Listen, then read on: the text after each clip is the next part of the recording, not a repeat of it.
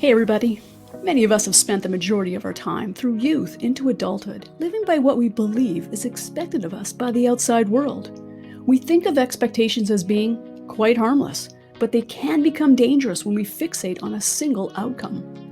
Expectation thinking can be experienced in a few ways, in the form of self-talk, when we tell ourselves, I should get this promotion and a raise as I'm working day and night.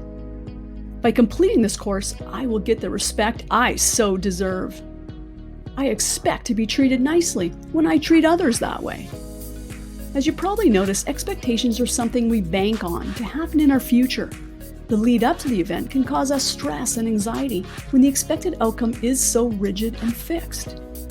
Living your life based around attaining fixed outcomes shrinks and narrows our line of sight, therefore limiting what you could learn in the present moment, what you could achieve, and what kind of individual you could be.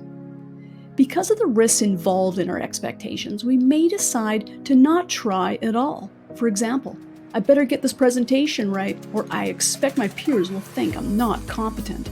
On second thought, I think I'll just sit this opportunity out. We can experience self-talk in sports. This is when we perceive there is outside expectations to perform at a high level. The pressure we put on ourselves to not disappoint diverts our concentration and focus away from the task. What may follow is what we coin as choking. It sounds like, I better score on this breakaway, or the fans will say I don't deserve to play on this team. Here's the kicker. In reality, there's no such thing as the way it should be. This is because there is absolutely no way you can control all the everyday happenings, as the world and everything in it is in a constant state of motion. The stress we experience from setting expectations is like a cat sitting vicariously on a pedal in a stream, expecting to get across to the other side during a storm, but having no plan B for unexpected happenings. As each drop of rain hits the pedal, it fills up with water. The stress is extreme as the cat has no control over the rain droplets.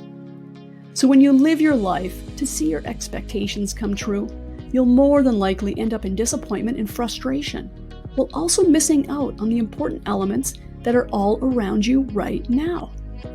So how do you stop this cycle of setting expectations and living for the future? First, you must recognize that you are setting expectations.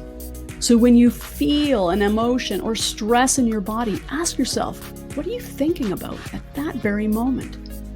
If it's a future outcome, why do I feel this way? And why am I expecting it to work out this way? Spend some time with these thoughts to realize what elements are not in your control. Only then will you come to the realization that the expectation you have placed on any given event is your belief about what others want from you. For example, I'm writing a chapter for a book that will go out to my friends and peers upon its completion. I notice that I feel stress with a tightness in my chest just thinking about it. I ask myself, why do I feel this way? It turns out I'm afraid they will read it and think I'm a terrible writer. The expectation is they must like my writing, putting incredible pressure on myself.